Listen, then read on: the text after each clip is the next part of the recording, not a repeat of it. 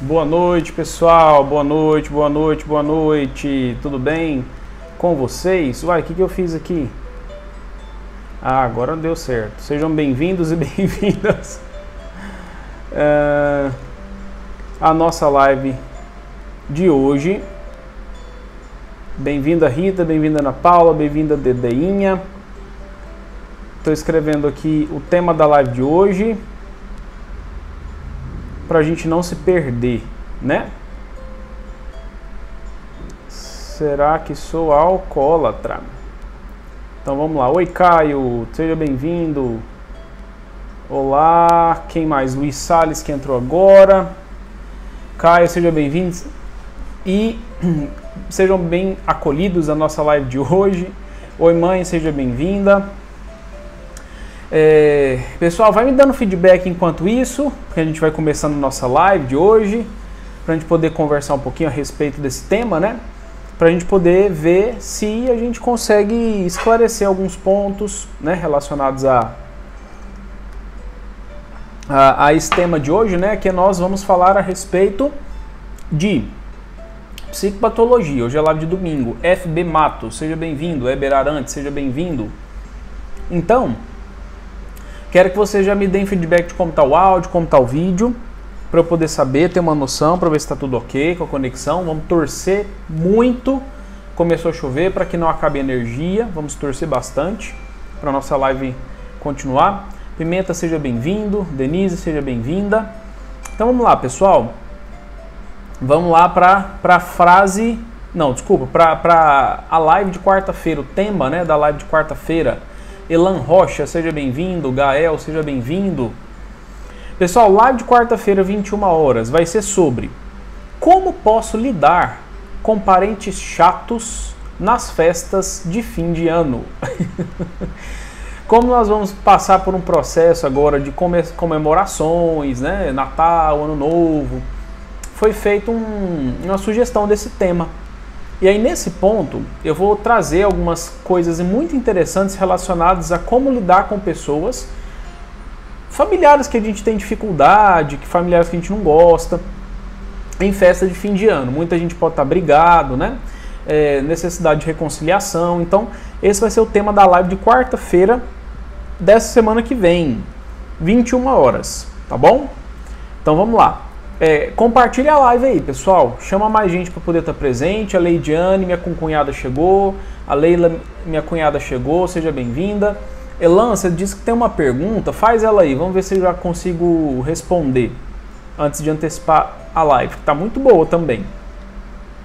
E enquanto o Elan vai escrevendo, vamos lá. Vamos para a frase do dia. Eu trouxe a frase de um provérbio italiano, que ele diz o seguinte: beber a grandes tragos extingue a sede.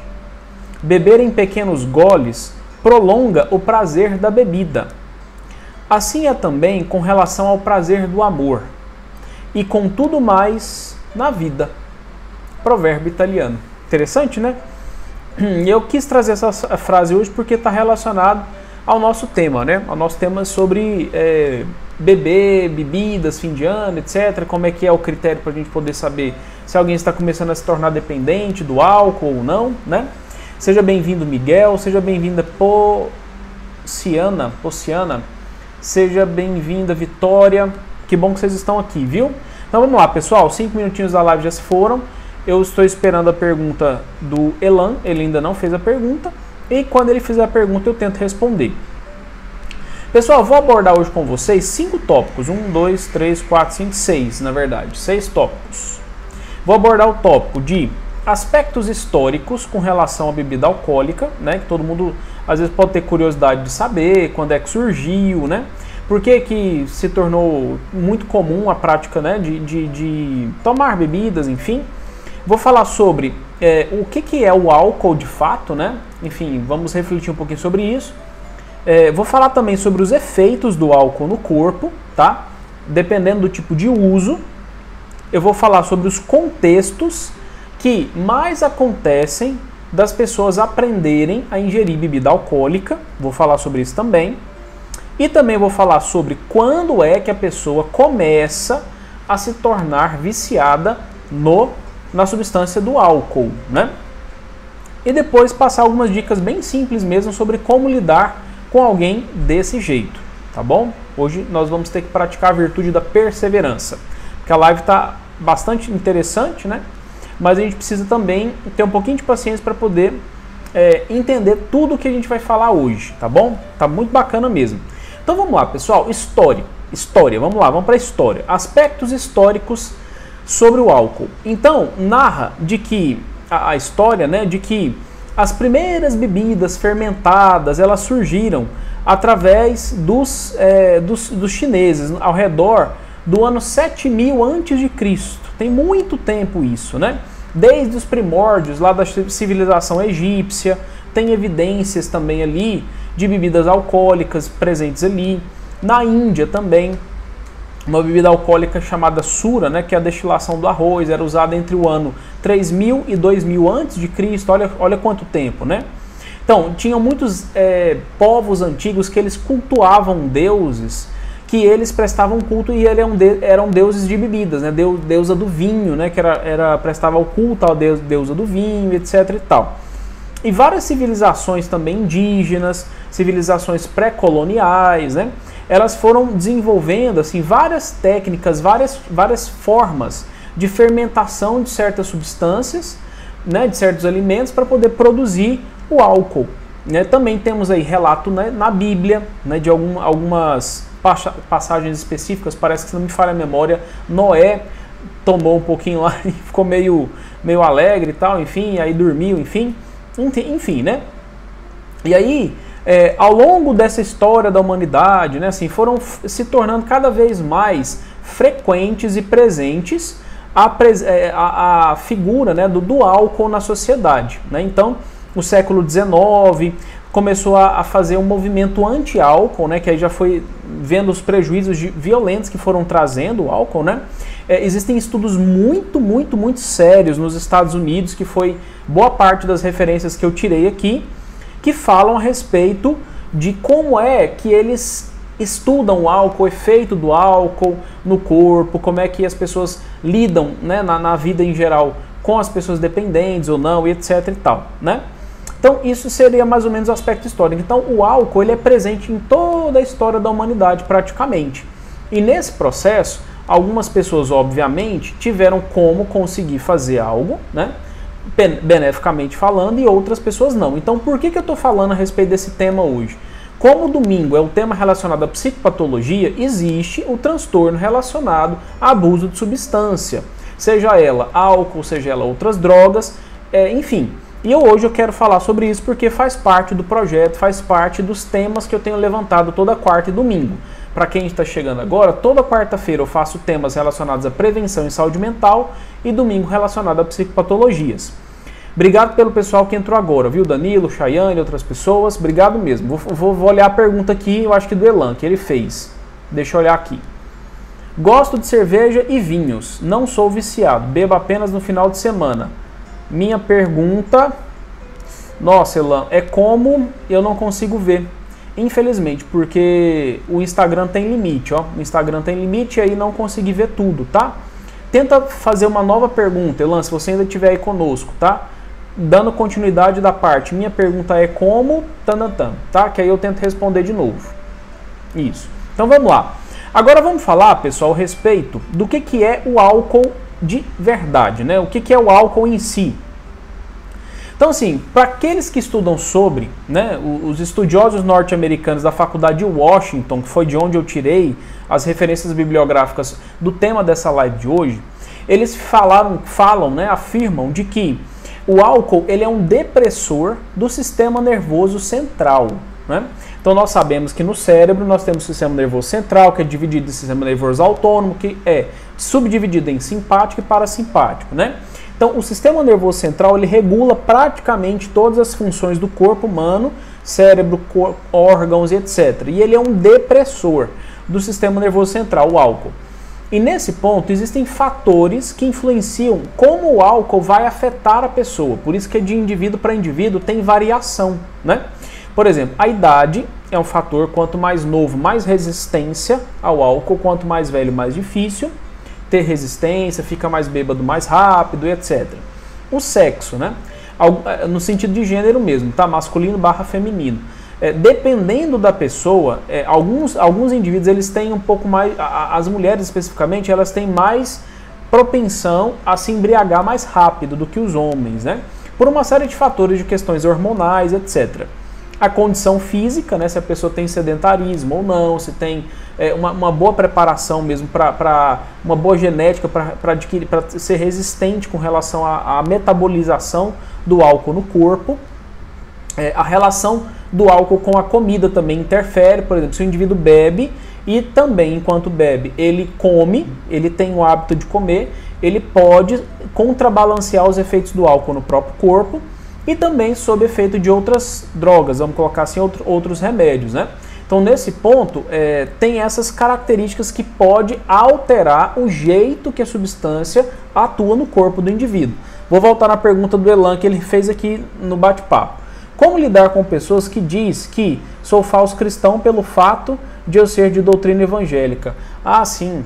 Então, Elan, vou abrir um parênteses aqui.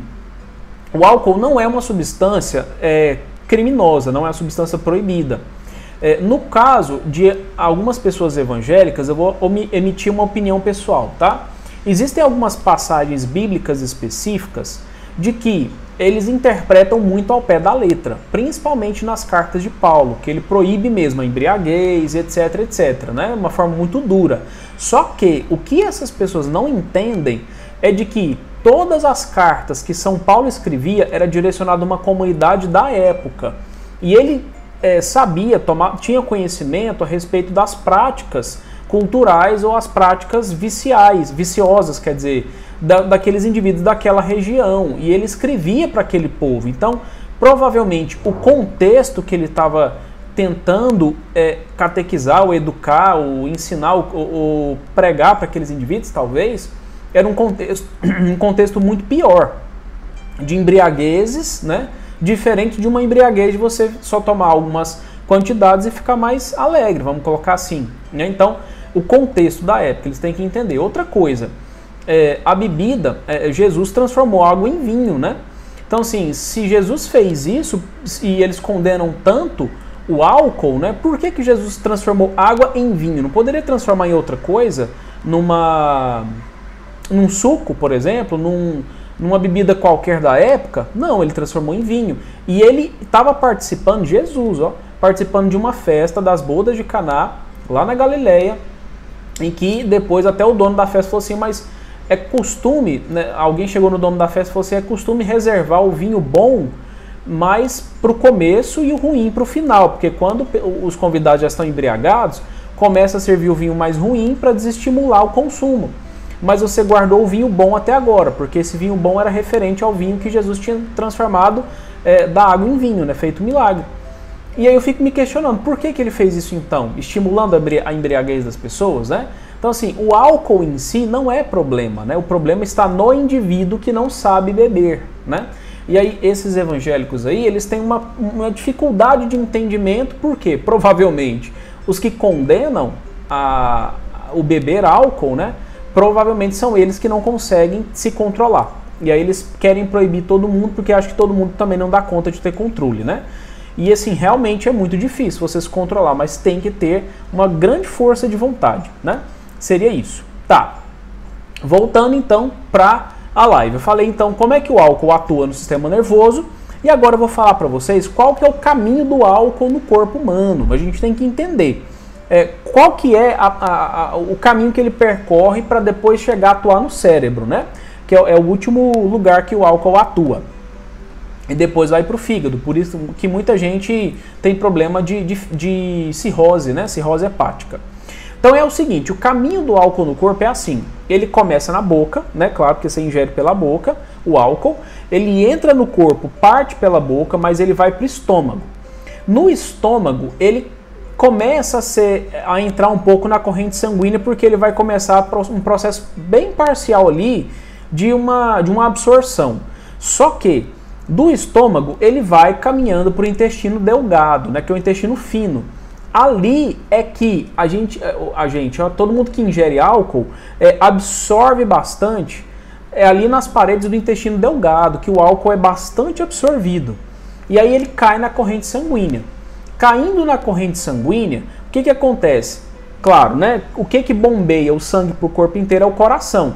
Então, o álcool passa pelo coração, que vai bombear o sangue, e esse coração bombeando o sangue junto com o álcool misturado, ele vai para o cérebro, porque bombeia o coração bombeia sangue para o cérebro, né? Também. Então, o álcool atingindo lá, o álcool ele tem uma substância que tem moléculas que são muito fáceis de penetrar barreiras do cérebro. Então, ele vai lá no cérebro e atua lá especificamente. E aí, nesse ponto, fica lá produzindo todas as alterações neuroquímicas que eu vou especificar para vocês daqui um pouquinho. Depois que fez toda a alteração e tudo mais, que o indivíduo parou de beber, o que acontece? Esse álcool ele vai ter que ser metabolizado, ele vai ter que sair do corpo. Então, todo o sangue passa pelo fígado e ali no fígado o álcool vai ser oxidado pelo fígado, vai ser metabolizado em cerca de... tem uma quantidade aqui que eu não sei como é que é. Enfim, e aí ele vai ser convertido em água e dióxido de carbono com energia. Por isso que álcool ele engorda, né? Porque se transforma em glicose, energia depois. E aí as pessoas tendem a ficar mais gordas por conta disso.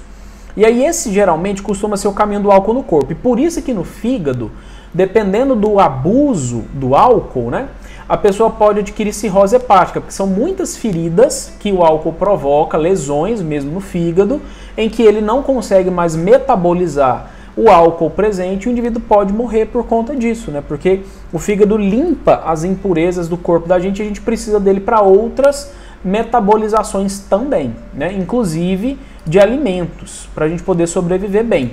Então por isso que é tão perigoso o abuso de álcool, porque você pode morrer de outros problemas por conta disso, né? Porque seu fígado não funciona.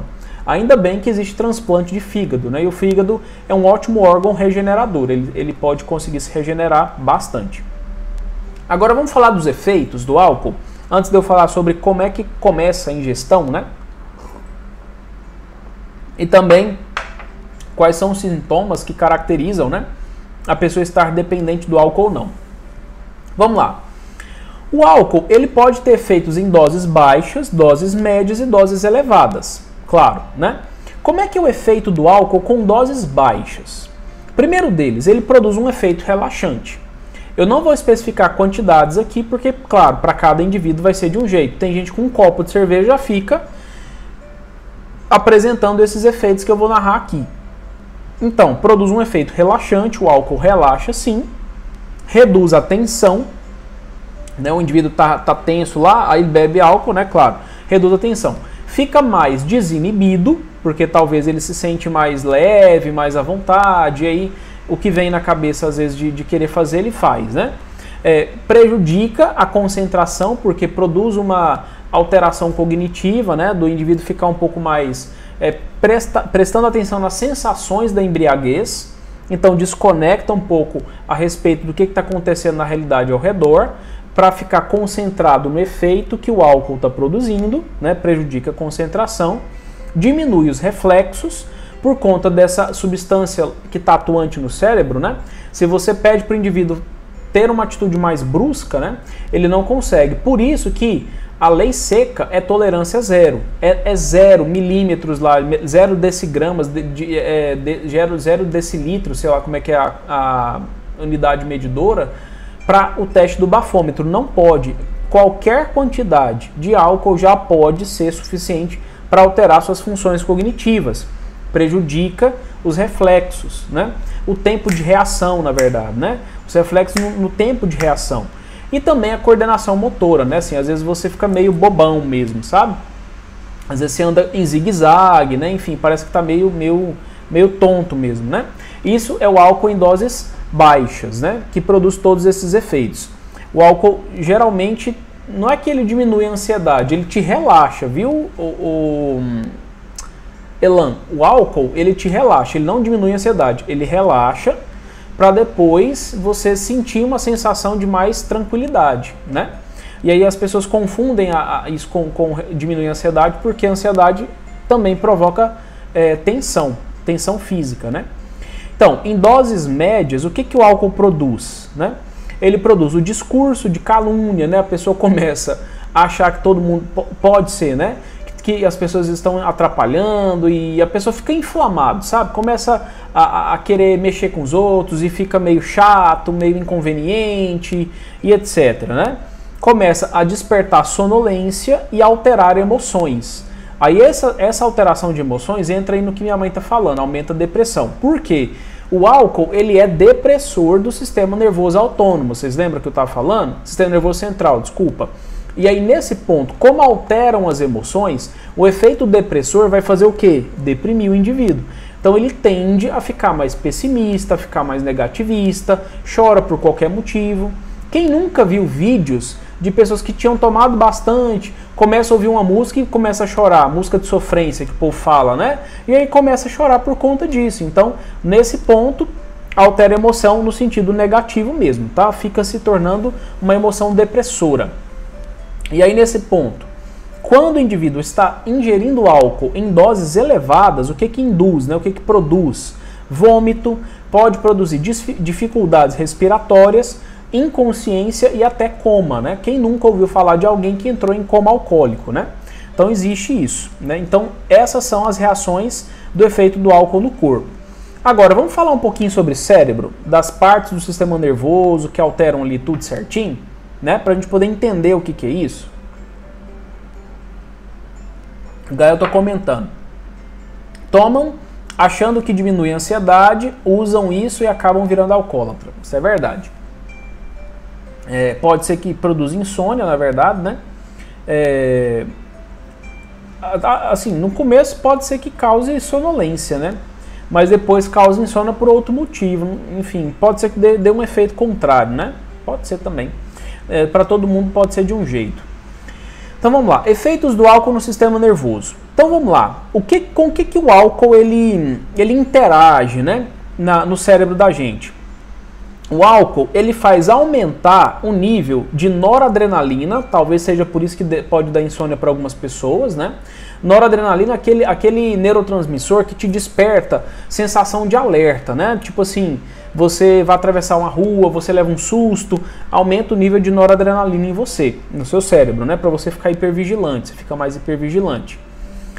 Aumenta o nível de dopamina, que é uma substância cerebral que aumenta a sensação de prazer, né? Por isso que todo mundo fala que gosta de beber, né? Porque altera isso, né? Aumenta a rotatividade de indução de dopamina no cérebro, né?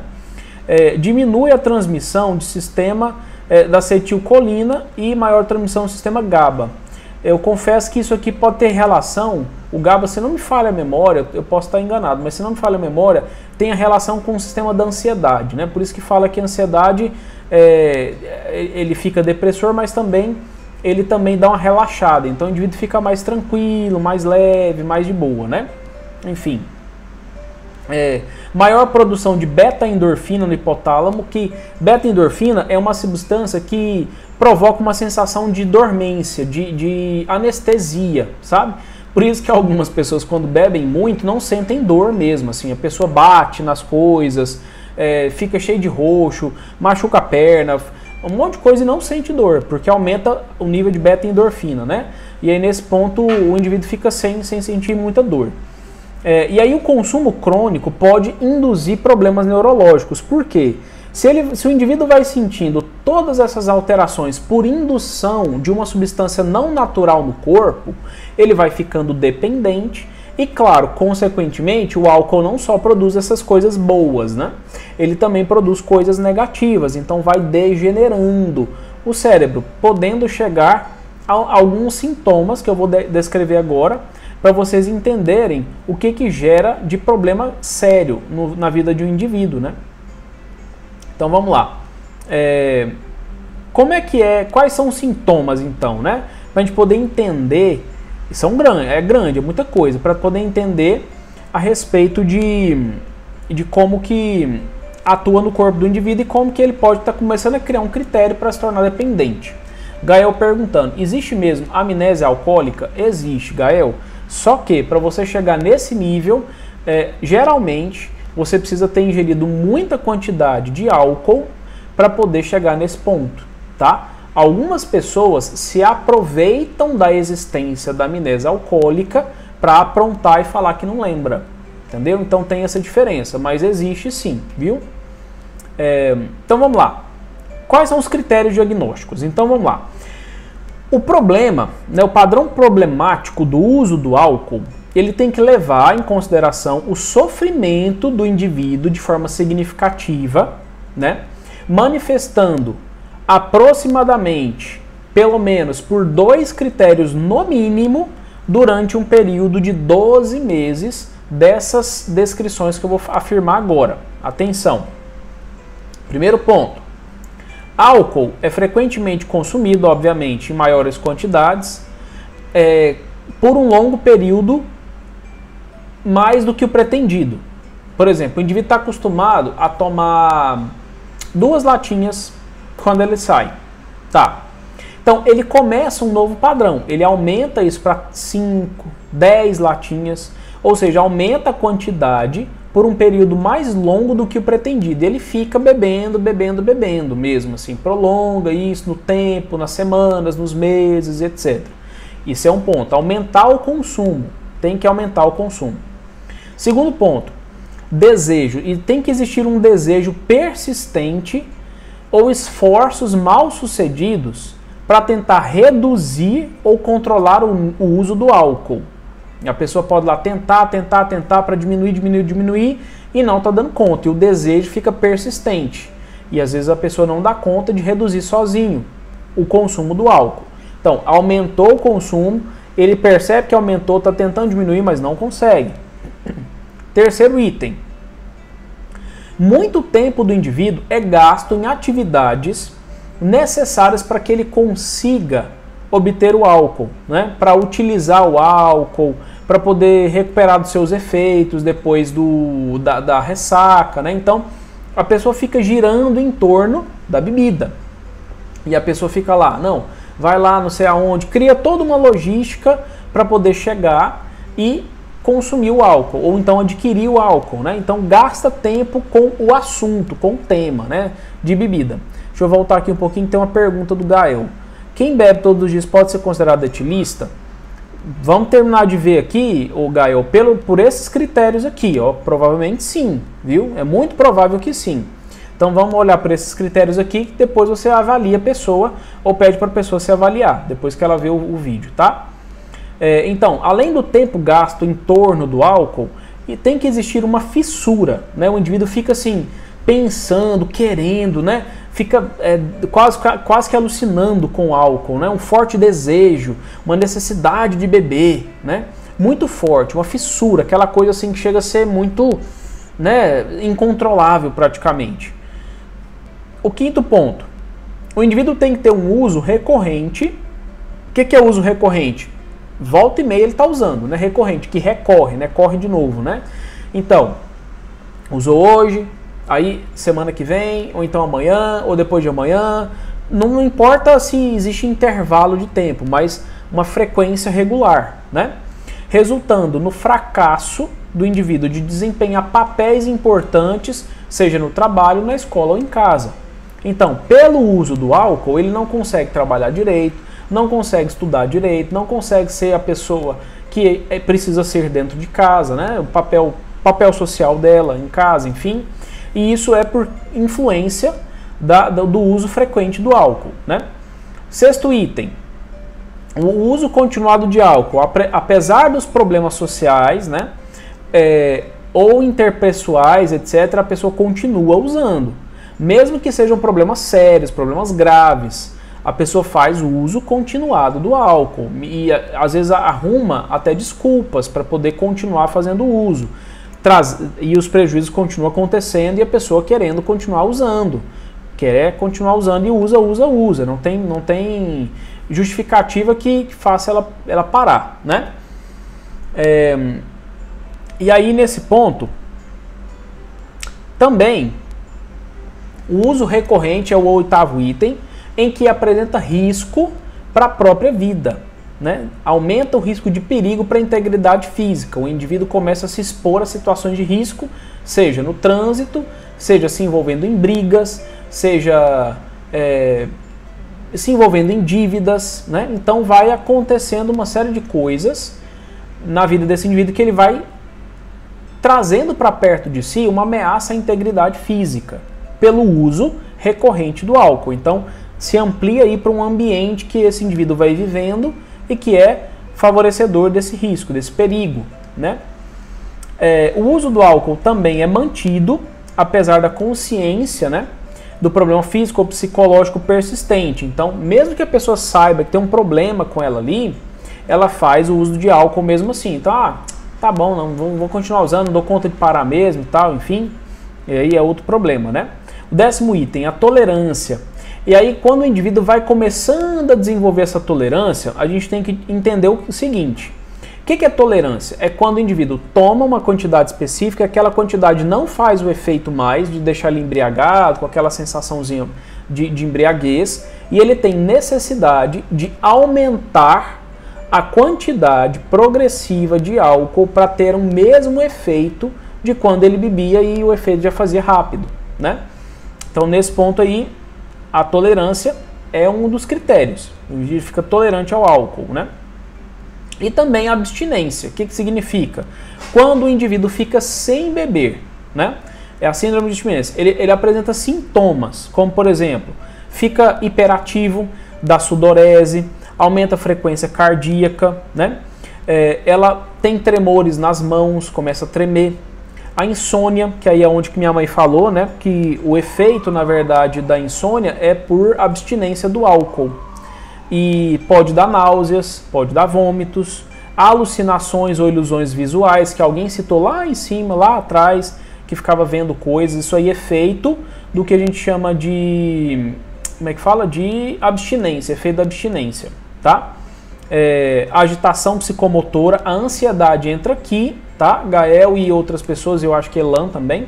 A ansiedade entra aqui quando a pessoa fica na síndrome da abstinência, aumenta a ansiedade, claro, né? Mas fora isso, enquanto ela está usando o álcool, a pessoa fica tranquila, não tem ansiedade ali, né?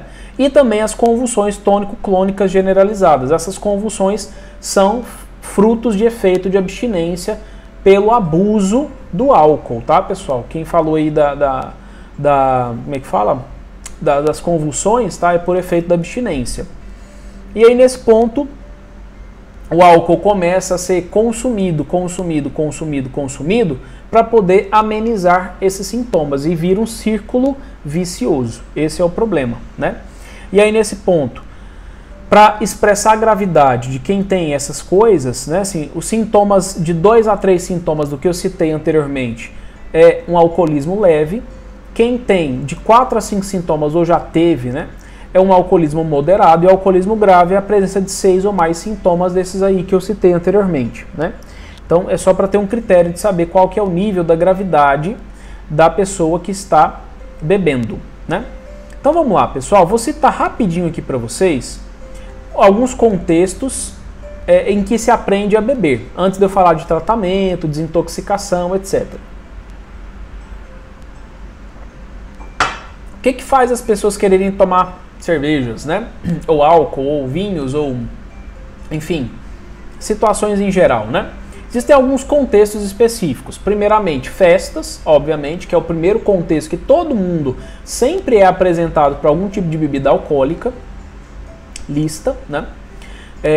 Outra coisa, a idade. Às vezes, quanto mais velho ou quanto mais o indivíduo tem a necessidade, né, de experimentar álcool, mais ele vai querer, né, ou vai se inserir nesse universo. Então, a inserção na faculdade também, olha que interessante, né? Porque quando os indivíduos eles estão começando a amadurecer um pouco mais, etc, etc, a faculdade tem uma influência muito grande porque é um ambiente que favorece o consumo de muitas outras substâncias, não só o álcool, né? Muitas festas, muitas coisas acontecem ali, e isso incentiva, né? Claro. O desemprego, né? As pessoas quando perdem o emprego, eles tendem a querer afogar as mágoas, vamos colocar assim, e acabam aumentando o consumo de álcool por isso. Serviço militar também influencia, muitos militares, sejam de polícia militar, bombeiros, delegacias ou algo nesse de polícia civil e tudo mais, eles podem tender ao consumo do álcool por um ambiente muito estressante, muito tenso, eles sentem necessidade de extravasar isso através do álcool, né? Influência de amizades, conforme foi dito, né?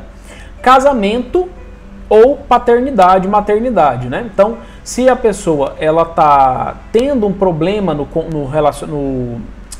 casamento, vamos colocar assim, isso também pode incentivar o problema de aumento do consumo de álcool, né? Algumas características de personalidade, como por exemplo, a impulsividade, a busca por sensações, né, emocionantes, emoções novas, experiências novas, né? Isso tem sido associado ao uso do álcool, que é uma característica de personalidade. Outra coisa também são aquelas pessoas vulneráveis, né? Aquelas pessoas que apresentam uma característica de serem muito sugestionáveis. Se alguém fala, não, toma aí, não sei o quê, para não ficar mal com ninguém, a pessoa pega lá e faz o consumo e começa a beber assim, né? É uma característica de personalidade também. Outra coisa, sentimento de depressão, humor negativo, ansiedade, pode favorecer o uso do álcool para combater essas sensações, combater entre aspas, né? Porque na realidade não resolve nada. O estresse também influencia, que é uma característica também do indivíduo, né? Enfim, todas essas características podem favorecer um contexto de consumo de álcool, né? A influência familiar, claro, observar modelos, exemplos em casa, às vezes circundando, né, vó, tios, enfim, alguma pessoa nesse sentido, a genética e também, olha que interessante, a expectativa com relação ao álcool, né? Se o indivíduo está lá achando de que quando ele beber ele vai ficar feliz, vai ficar alegre, vai ter uma experiência positiva, emocional, etc, etc, a pessoa pode tender a acreditar de que isso vai ser a resolução dos problemas dela, vamos colocar assim, né? Então, nesse ponto aqui, a gente está falando mais de um contexto, né, Ivana, de quando a pessoa já está começando a usar do álcool para poder, associando com contextos ali que pode atrapalhar a vida do indivíduo, né? Pode se tornar um vício, porque nem sempre o álcool está envolvido no contexto de infelicidade, né? Eu tinha dito, acho que quando eu fui descrever os contextos, né, o primeiro deles é o contexto de festa. Então, nesse ponto, celebrar alguma coisa, tomando um champanhe, um espumante, um vinho, tudo bem, tá tudo certo, né? Eu tinha dito bem anteriormente também, antes de você entrar, de que o critério é o controle, né? Muitas pessoas acham de que se você bebe qualquer quantidade, você já é alcoólatra e tal. Não, tem muita gente que precisa saber beber, né?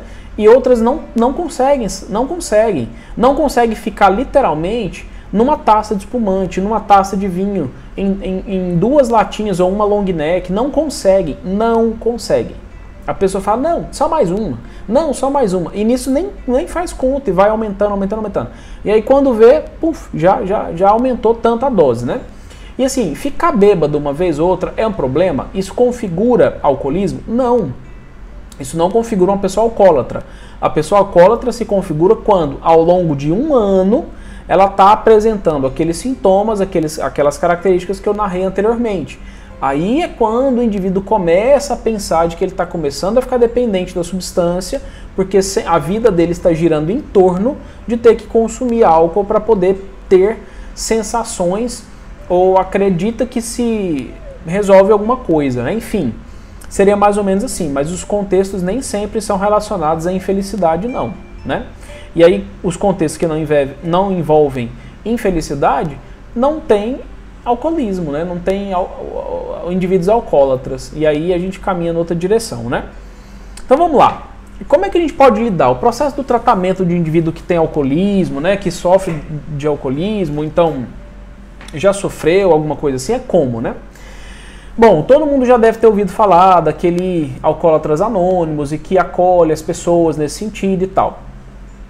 Eles têm uma metodologia específica de ficar fazendo uma estruturação de narrativas de como que foi a semana do indivíduo, são encontros semanais, as pessoas vão lá, fazem o que eles chamam de cabeceira de mesa, né? Eles vão lá para a mesa, lá na ponta, assim, na frente de todo mundo e vai falar, não, eu estou há tantos dias sem beber, enfim, sem dar o primeiro gole e tal, enfim. E eles têm os 12 passos dos alcoólatras anônimos que vão auxiliando o indivíduo na sobriedade.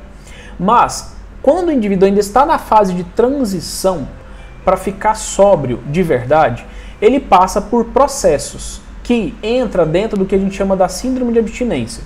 Quando o indivíduo está nessa fase de se desintoxicar, de deixar o álcool ser metabolizado no corpo e tal, se ele já tiver no abuso da substância, ele vai apresentar uma série de dificuldades emocionais e que ele precisa de suporte, principalmente da família ou de alguma pessoa que esteja preparado para poder ajudar esse indivíduo a resolver isso aí, né? Um psicólogo, um psiquiatra, alguma coisa assim.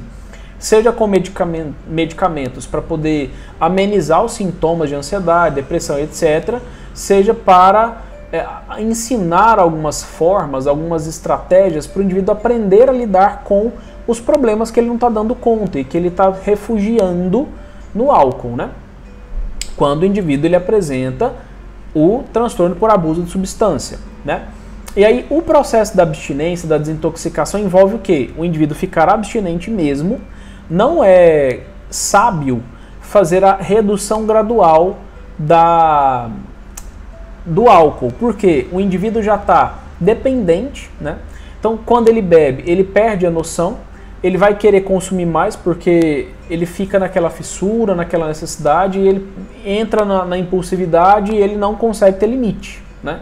Geralmente, os alcoólatras eles têm dificuldade, por isso é que eles falam que tem que interromper mesmo, radicalmente, e aguentar os efeitos da substância no corpo sendo metabolizado, porque isso dura talvez semanas aí, coisa tranquila, né? De tempo, no aspecto de tempo, não dura muitos meses, etc. Então, por isso que paralelamente desse processo de desintoxicação, o indivíduo precisa apresentar um acompanhamento especializado, seja com psiquiatra ou outra pessoa, né? Fazer atividades físicas ajuda imensamente no processo de redução dos sintomas de abstinência do indivíduo, né? Buscar atividades de prazer. E aí, uma coisa que é extremamente comum são indivíduos que às vezes eles interrompem com o abuso da substância do álcool e eles compensam na comida. Por quê? Como o álcool ele induz sensações prazerosas no corpo, a pessoa já está viciada, ela já está habituada demais a sentir essas sensações. E o que ela vai querer fazer? Continuar sentindo. E outro tipo de alimento que a gente ingere é natural, que provoca sensações, são doces, por isso que eles começam a ficar muito doceiros, né? Carboidratos, gosta de comer arroz, comer fritura, comer macarrão, essas coisas assim, porque dá glicose, né? Gera prazer. Enfim, chocolate, bombom, essas besteiras, né? Coxinha, essas coisas assim que aumentam o nível de carboidrato no sangue, se transforma em glicose, depois em gordura, né? E aí vira um problema, né? Vira um problema, porque vira uma compensação. E aí, nesse sentido, o indivíduo precisa de todo um acompanhamento, às vezes, nutricional, de um educador físico, alguma coisa nesse sentido, para poder facilitar. E é nessa fase que a gente tem que aprender a lidar com alguém dentro desse sentido, né? De que está no processo do alcoolismo. Porque nós temos que ter uma postura acolhedora com essa pessoa. A gente precisa incentivar essa pessoa a perceber, a identificar os sinais nela de que ela está ficando dependente do álcool. Por isso que sempre precisa de uma pessoa por perto para meio que dar uma identificada em como o indivíduo está vivendo. Saber calcular no tempo, se tem mais de um ano que esse indivíduo está girando em torno de bebida, não consegue ficar sem, né? E aí, a gente fica estimulando. Peraí, você consegue ficar quanto tempo sem beber? E aí, né, você consegue ficar mais de 2 semanas, 3, 4, 1 mês, né? Quando você volta a beber, você bebe muito para compensar, entre aspas, o tempo que você ficou sem, né? Estimular a pessoa a perceber que a vida dela está ficando centrada demais no álcool, né? Isso é errado. Incentivar a pessoa, às vezes, a pesquisar sobre o assunto, né?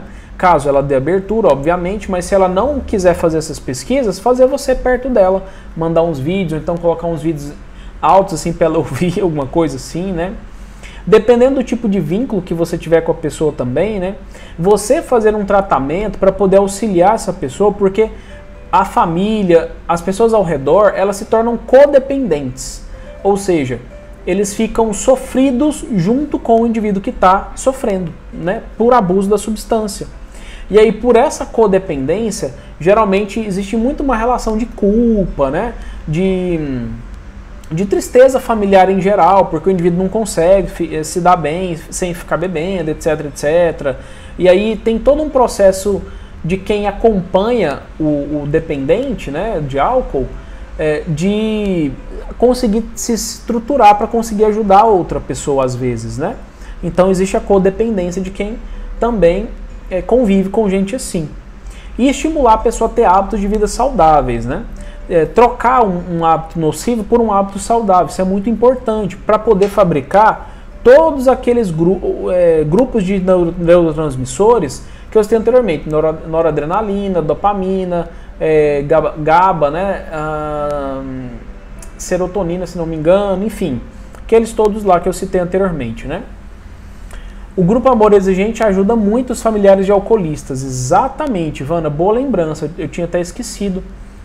Porque não só de alcoolistas, mas também de qualquer outras pessoas que se envolvem com drogas em geral, né? Porque essa codependência é um problema, né? Geralmente em familiares, a pessoa se coloca numa missão de ter que ajudar, e aí gira em torno do álcool ou da droga também, e os pensamentos da pessoa ficam consumidos, né, por aquilo, e nossa, é um transtorno também para quem convive, né? E a pessoa precisa de suporte, o familiar precisa de suporte, né? E aí, pessoal, geralmente, né, quem bebe muito, né, eles têm resistência de admitir que estão bebendo bastante. Existem algumas regras que eles criam e colocam na cabeça, mais ou menos assim: a hora que eu quiser eu paro. Mas eles nunca se propõem a fazer o teste, né? Eles só colocam a convicção na cabeça e ficam iludidos por essa convicção, achando que vão conseguir parar. E não param, na verdade não param, né? Sempre quando pode, tá bebendo. No trabalho, etc. E às vezes assim, dependendo do meio que se vive, né? Meio artístico tem muito disso. As pessoas nem percebem que alguns indivíduos estão se tornando dependentes de álcool e fica tudo certo, né? Tá tudo ok com isso. Porque meio que tá validado, né? O indivíduo pode, né? Enfim. E às vezes está gerando prejuízos para ele, de uma certa forma, ou não, né? Não sei.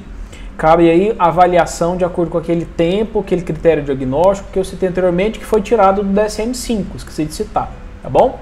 Pessoal, temos 10 minutos de live, sempre muito corrido, né?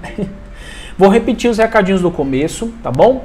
Sejam bem-vindos para o pessoal que chegou depois, muito obrigado pela presença nesse Instagram que tem a missão de tentar despatologizar o máximo possível de psicopatologias e também falar sobre prevenção e saúde mental com todas as pessoas que têm interesse nesse assunto. Esse ano inteiro eu passei falando só sobre prevenção e saúde mental e psicopatologias. O ano que vem vamos ter novidades, hein?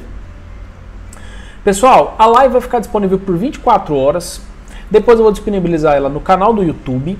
Se você ainda não é inscrito, se inscreve lá, deixa lá a notificação tudo certinho e tal, para você sempre ter acesso caso você perca as lives, e elas vão ficar lá por tempo limitado, tá bom?